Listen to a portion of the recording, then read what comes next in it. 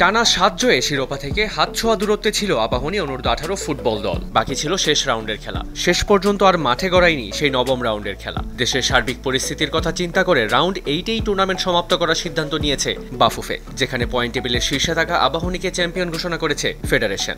গত শুক্রবারে ম্যাচ হওয়ার কথা ছিল 19 তারিখে। তো আমরা গতকালকে এই পরিপ্রেক্ষিতে একটা চিঠি দিয়েছিলাম ফেডারেশনকে যে আমাদের যেহেতু প্লেয়াররা ক্যাম্পে ছিল প্রায় এক সপ্তাহের মতো, তো আমরা ফেডারেশনকে জানিয়েছিলাম যে আমাদের একটা দ্রুত সিদ্ধান্ত দেওয়ার জন্য। তো আসলে সব কিছু বিবেচনা করে ফেডারেশনও একটা ওই পরিস্থিতির কথা বিবেচনা করে তারা নবম রাউন্ডের খেলাটাকে স্থগিত করে আমাদেরকে চ্যাম্পিয়নশিপ ঘোষণা করেছেন। সেই লক্ষ্যে আমাদেরকে একটি চিঠি দিয়েছেন, এই নবম রাউন্ডের খেলা হচ্ছে না, তো আমরা চ্যাম্পিয়ন হয়েছি আন্ডার-18-এর।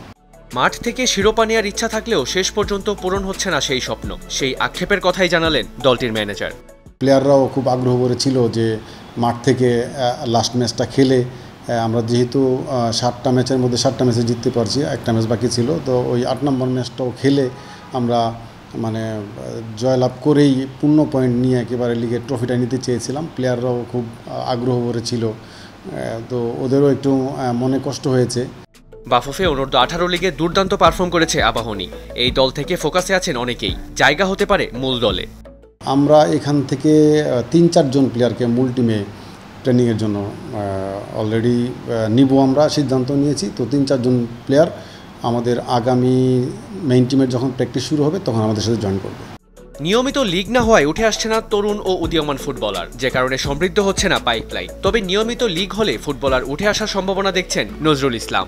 আন্ডার-18-এর এই লিগ দিয়ে কিন্তু অনেক প্লেয়ার খুঁজে পাওয়া যাবে। তো এটা আসলে কন্টিনিউ হলে ফুটবলের জন্য মঙ্গল হবে আমি মনে করি, এবং কিছু ভালো ফুটবলার তৈরি হবে, কারণ এরাই কিন্তু ভবিষ্যতে বাংলাদেশের জাতীয় দলে খেলতে পারবে একসময়, এবং বড় দলগুলোতেও খেলবে, লিগেও খেলবে।